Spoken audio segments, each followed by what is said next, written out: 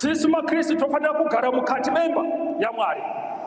Mukati memba yaMwari mune madambudziko akawanda, mune zvinonetsa zvakawanda, mune zvinotambudza zvakawanda, asi tinofanira kuwanikwa tinotsungirira. Ndokusaka paine wedhi rekuti kutsungirira. Tofanira kugara muna Ishe Jesu Kristu. Hazvinei nemadambudziko ari mukati menyika, tinofanira kugara muna Ishe Jesu Kristu. Wana Paulo paakatakwa nemabwe, akasiyiwa ati rabada, vachifunga kuti afa, asi paakamuka hanzi akadzokera zvakare muguta reListra, achisimbisa vadzidzi achiti tinofanira kupinda musho wekudenga kubudikidza nematambudziko mangani. Hati tinofanira kupinda musho wekudenga kubudikidza nematambudziko mangani mazhinji. Uyo anokutaurira kuti kana wakunamata hakuna wafanira kuitisangana nemadambudziko kunyepa. Wana Paulo wakasangana nawo, anotaura achiti ndakarohwa ndikaiswa mutorongo. Testamenti yese, bhuku ramabasa aapostoli, tinoona kutambudzwa kwavaapostoli nematambudziko avaisangana nawo, matambudziko emugungwa, matambudziko ekurwiswa nehama dzavaiti hama dzechiJudha, asi vakaramba vachitsungirira. Saka hama nezvakanyorwa mushoko raMwari muenzaniso kuti tirambe tichigara muna Ishe Jesu Kristu. Ngatirambe tichigara muna Ishe Jesu Kristu, nokuti ndiye muzambiringa wezvokwadi. Dambudziko ratinaro nderokuti vazhinji vedu hatina information yechokwadi mukati mepfungwa dzedu. Hatina information yechokwadi. Chokwadi ukachiziva chinokuchengetedza kuti urambire pana Kristu. But kana usina chokwadi mukati meupenyu, haugari pana Kristu. Jesu akazotaura zvikanzi, neimwe nenguva muchaziva zvokwadi, nezvokwadi chichamuuraya. John chapter 8 verse 32. Muchaziva zvokwadi, nezvokwadi chichakuita sei? Ichakusununguraya. Saka tinofanira kuziva zvokwadi yesangano raKristu. Vamwe kutovabvunza izvozvi kuti sangano raKristu rakatangira kupi, kana kuti ndiani musoro waro, ndiani founder waro, vazhinji hatizivi. Ukaona waziva, waamunzira yekuziva zvokwadi, nokuti zvokwadi ndoichatitonga pazuva rekupedzisira. Kana chinzi ichatisunungura, zviri kureva kuti patichatongwa shoko raMwari richivhurwa kudaro, isu takadzidza zvokwadi, tese tinenge takadzidza zvokwadi, tinopindura maererano nezviri mushoko raMwari. Kana tapindura maererano nezviri mushoko raMwari, tasunungurwa. Kana mai vati mwana wangu kana wasara isa nyama yehuku pamoto, isa nyama yehuku pastofu, iwo wakuisa nyama ya nguruwe pastofu, urutoziva kuti kana wasvika vakakubvunza kuti waisa nyama yehuku here pastofu pamoto, iweweyo woti hongu, mozoonekwa kuti inyama yenguruwe, unoziva kuti chachaya, hauna kuteerera. Wakutorangwa nokuti hauna kudini, hauna kuteerera. Saka shoko raMwari rinoda kuteerera, nokuti Jesu anoti mashoko kutaurire secret inongoita kuti Satani angotidzimaidza musoro mukati mepfungwa dzedu. Secret yekuti even if you live on this earth about 100 years, but that 100 years is a drop in the ocean. Wabva panyika pana, 100 years is just a drop in the ocean. Davhidhi wati mazuva edu ekurarama makumi manomwe, kana tine simba makumi mangani masere, asi achikudzwa makore aya angori matambudziko chete. Tinoona matambudziko mamwe atinosangana nawo mukati memavhireji matinoparidzirawo, kuti vakuru vachena musoro vanonzi ndivo vari kutipedza, ndivo varoya vari kutipedza kurarama kusvika pakadai. asi zvisiri izvi amatambudziko akusangana nawo nokuti makore aramba achidini achiwedzera. Asi kazhinji zvakanakawo kurarama. Munhu wese anoda kuti ararame kupfuura makore 40, anodawo kurarama kupfuura makore 40, asi pakubva pamakore 40 mberi kwese bonus. But bonus muchirovana muchikuzurana mukati memba baba namai mopiwa bonus. Muchirovana muchikuzurana mukati memba, muchitambudzana, muchitukana, ende rudo rwokutanga rwekuti tichavatese mukurwara, zvidzidzo zviya tichavatese mukurwara, munhamo, murugare, kusvika taparadzaniswa nerufu. Vamwe vatoparadzana mukati medzimba, mumwe ari kurara kuspare bedroom, mumwe ari kurara kudaini. Rudo pambereko zvamakatsidzirana pamberi paMwari zvadini? Zvapera. Makubviswa pana Mwari nekuda kwokuti tiri kutadza kuziva mashoko aishe Jesu Kristu. Jesu Kristu anotaura kuna second Timothy chapter 3 verse 16. Anotaura iye achiti rugwaro rwose rwakafemerwa naMwari runotibatsira pakudzidzisa nepakurayira napakuranga kuri mukururama, kuti munhu waMwari akwanisirwe kwazvo nemabasa ose akanaka.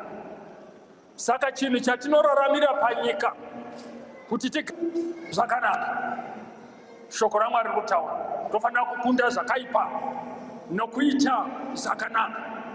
Ndiko kugara munani muna Jesu Kristu, ndiko kubereka zvibereko mukati meupenyu hunova Ishe wedu Jesu Kristu. Mwari ngatibatsire mukati meupenyu kuti tiwanikwe tiri vanhu vanoshandira Ishe vasinganeti pakuita zvakanaka. Kuna vaGaratia Paul anotaura achiti musaneta pakutaura zvakadini, pakuita zvakanaka. Hatifaniri kuneta pakuita zvakanaka, asi tirambe tichiita zvinofadza pamberi paMwari. Ndizvo chete zvatinoraramira. Miri yedu inotitaurira vanhu, miri yedu chaiyo inotipa meseji yekuti hatigari nokusingadini. Pane paunozora mafuta uchiona kuti ari kunyiminya nokuti uri jaya, uri mhandara, asi pane pamwe pokuti mafuta acho akuramba. Kuazora kudai anenge akuramba akuti afanika wawedzera shena kuenda kweupenyu. Idza kuti zvepanyika zvinopera. Unogona kutenga chinhu chako chinyowani, hembe yako yaunoposhesa yaunoisa muwardrobe uchiti the special, after some years chachikoromo, after some years chachikoromo. Zvoratidza kuti tinofanira kuwanikwa tiri vanhu vanogara muna Ishe Jesu Kristu.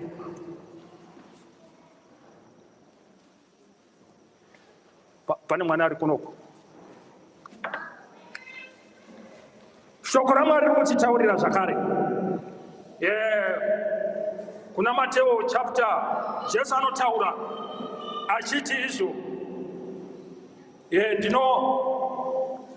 kana magara mandiri muchichengeta mirayiro yangu, muchichengetedza mirayiro yangu, zvinoreva kuti muri vadzidzi vangu, muri vadzidzi wangu. Unongova mudzidzi waIshe wedu Jesu Kristu kana uchichengetedza mirayiro yani yaIshe wedu Jesu Kristu.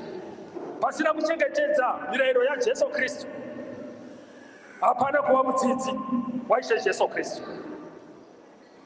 Tiri vadzidzi vakanaka here mukati mekurarama kwedu? Munoziva muNew Testament vaKristu vese waidaidzwa kunzi vadzidzi, iro rekuti mukristu risati razikanwa. Vainzi vadzidzi kubva pakatanga chechi ichienda mberi, waingonzi vadzidzi vaJesu Kristu. Asi paAndiokia ndipo pakazotanga vadzidzi kunzi maKristu.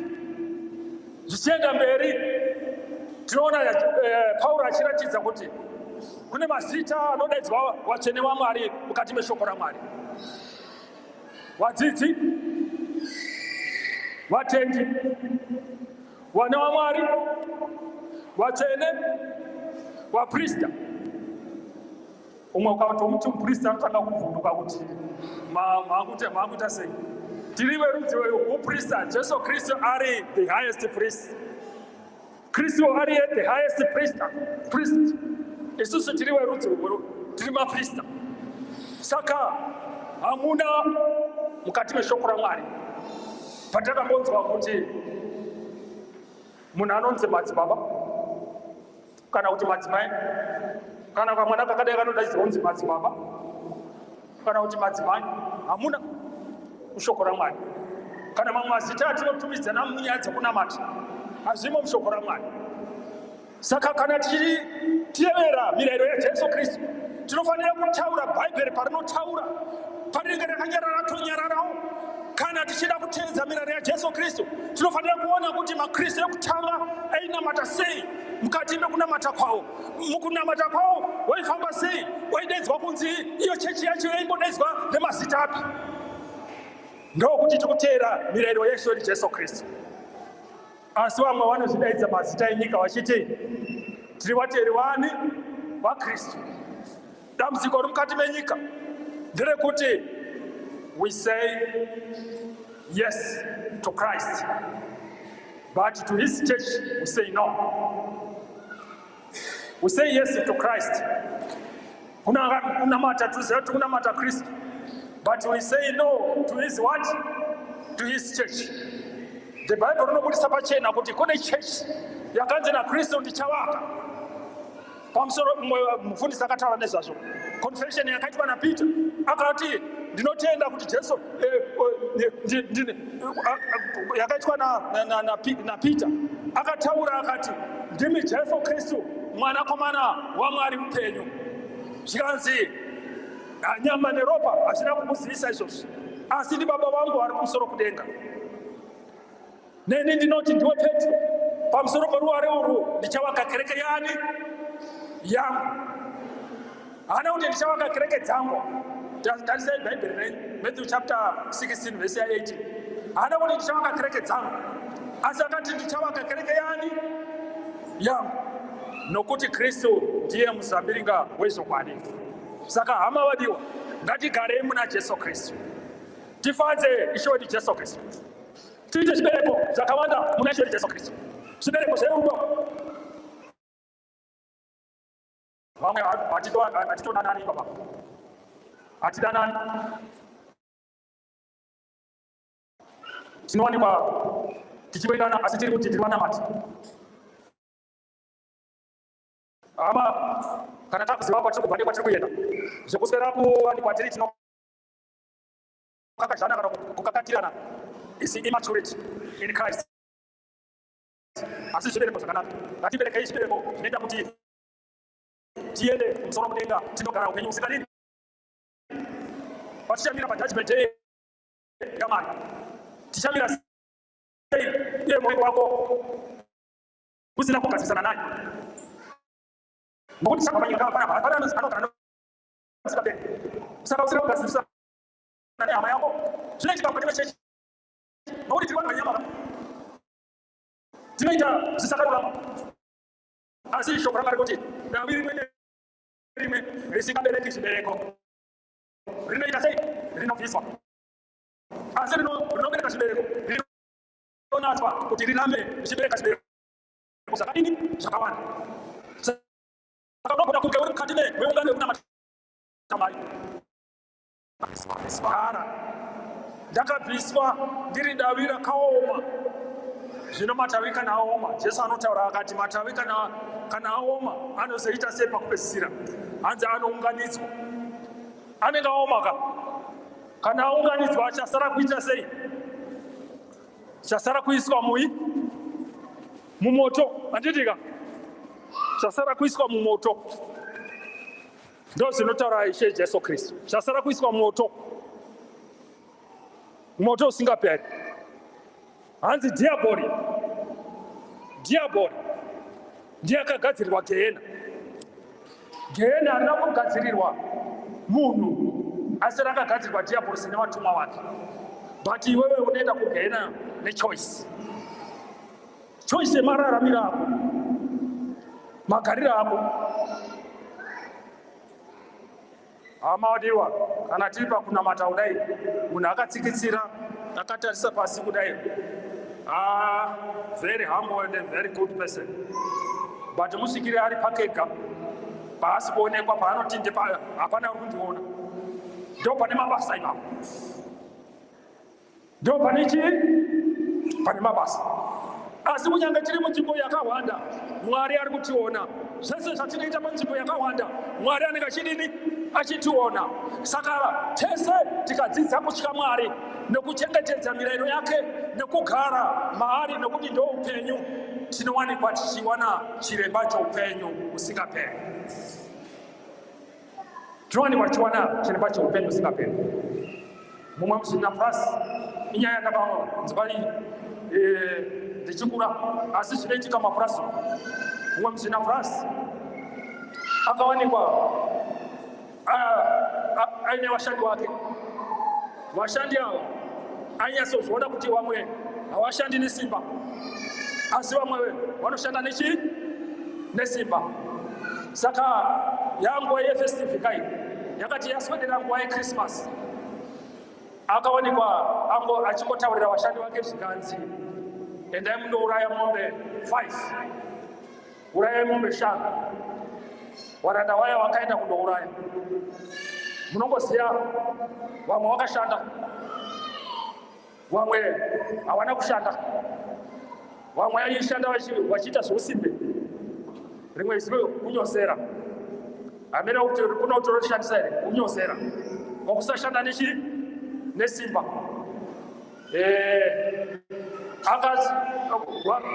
Ripoti yakasvika kuna fama, zvikanzi mombe tadini tauraya, zvikanzi chekai mutakure, mumwe nemumwe atakure aunze mustorehouse. Vashandi vakaita izvozvo. Vaita izvozvo, vakasvika pamberi pemusina plus, zvikanzi tauya nazvo, taakuda kuisa mustorehouse, asi taona pakakiwa. Zvikanzi nafamu, chiregai kuisa mustorehouse. Mumwe nemumwe ngaatakure aende nezvaauya nazvo. IChristmas yandakupai kuti mufarewo gore rino paChristmas. Mumwe nemumwe ngaatakure aende nazvo. Zvino mumwe anga akatakura nzeve, mumwe anga akatakura mushwe, mumwe ari kukristana nebanda uko, mumwe nechidya. Zvikanzi takurai muende nazvo. Umwe akatanga kuti shamwari ndigurirewo, uona zibanda uko rese rainaro ndigurira, ndingadya muswe. Zvikanzi ndiwo waatakura kauka. Saka totakurana nawo. Mashandiro atinoita muupenyu, tinowanikwa tinobereka zvibereko zvinoita kuti tiende kumusoro kudenga, kana kuti zvinoita kuti tiparadzwe pamwe chete nadiabhori.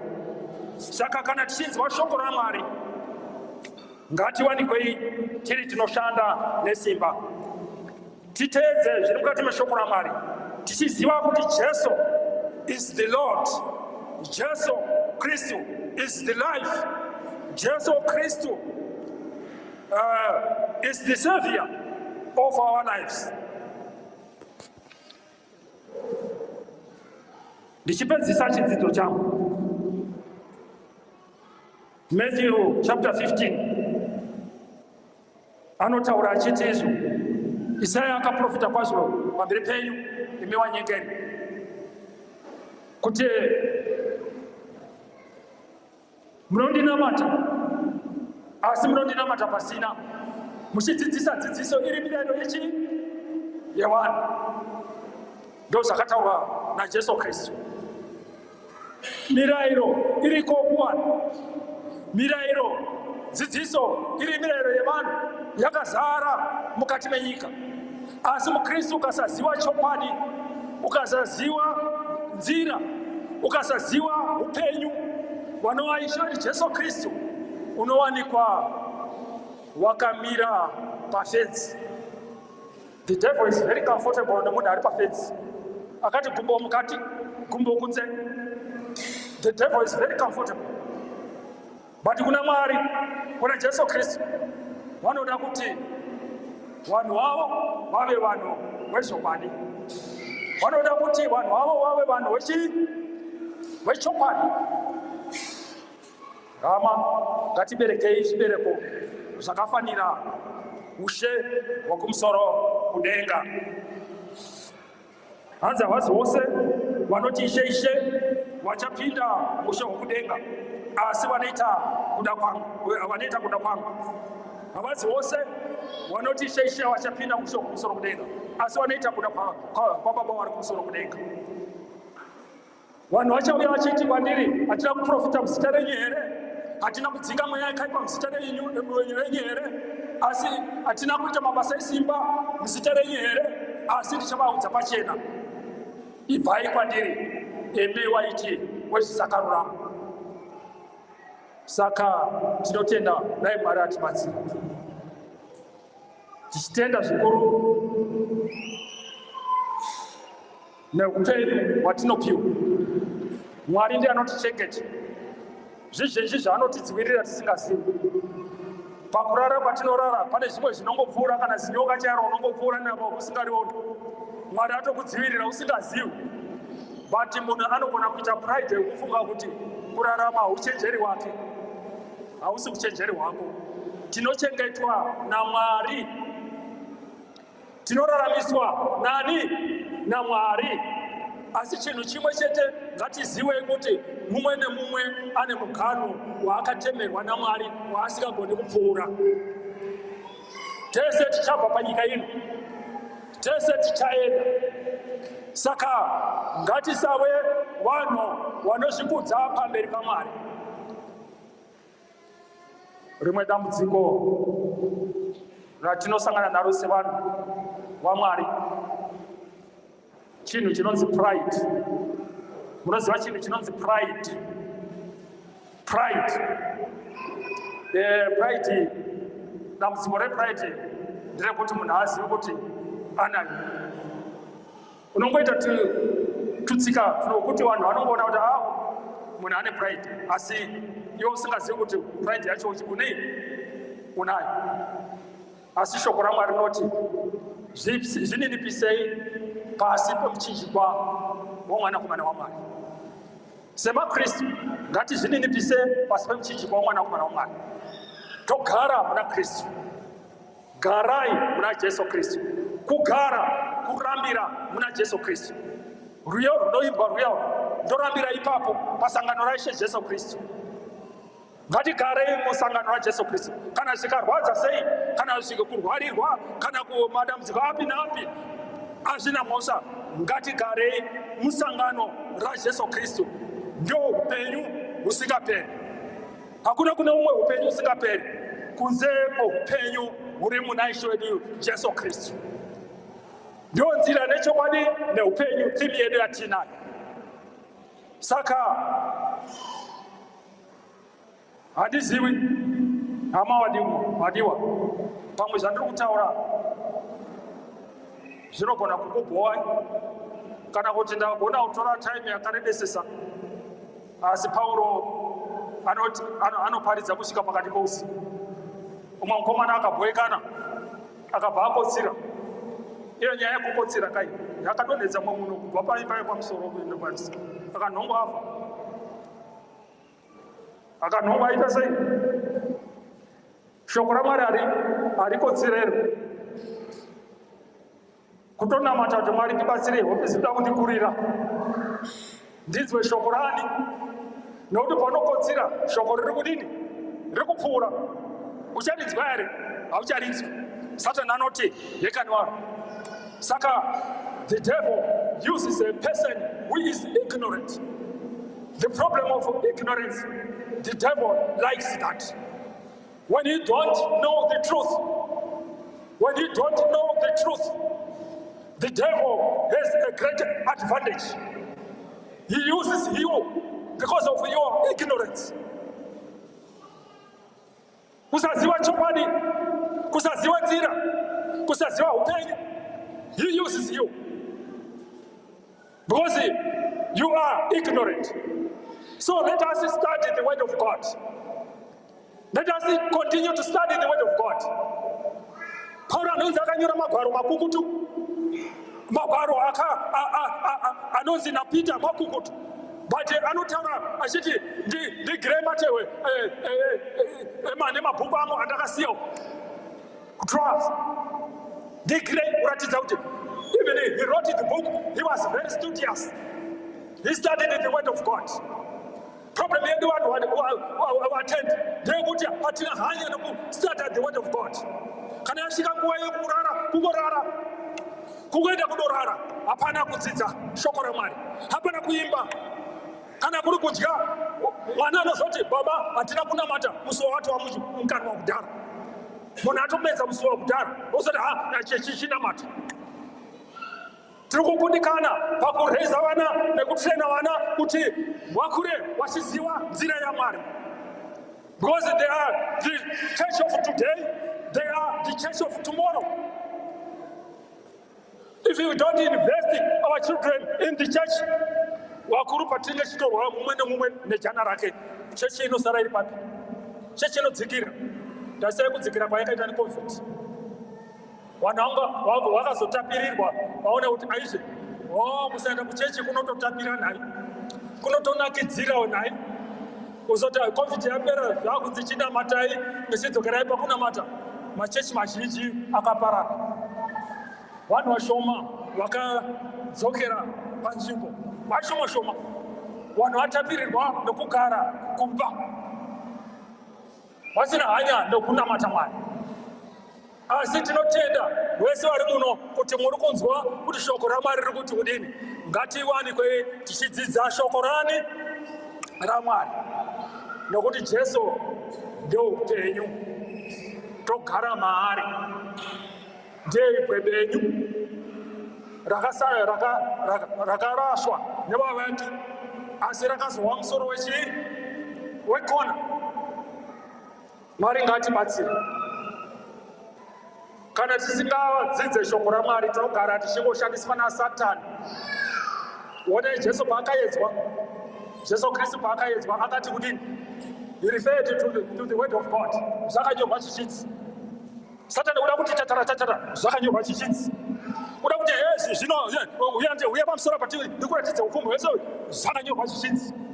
But iwewe kana usingaravi shoko raMwari, usingastudy shoko raMwari, unoti zvakanyorwa zvichinzi papi?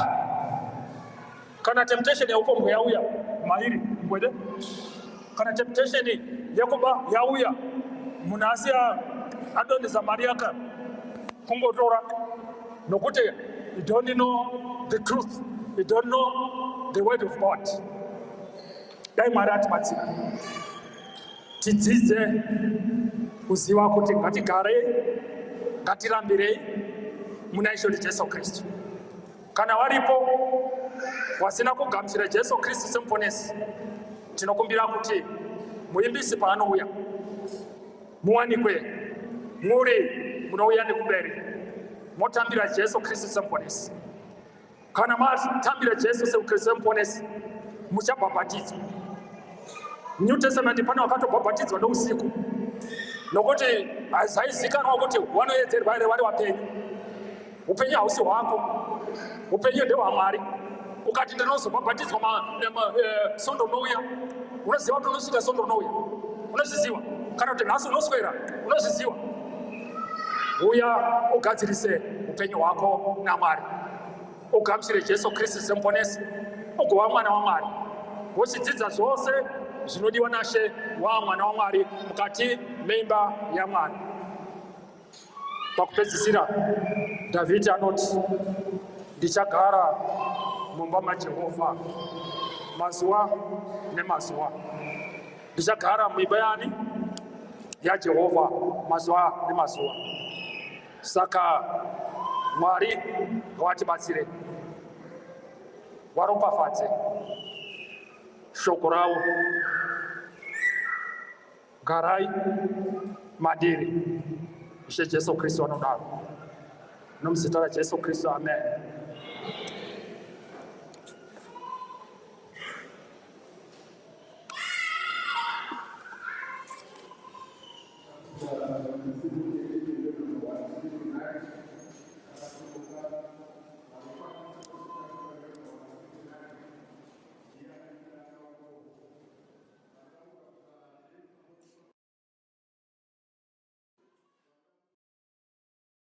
Church of Christ.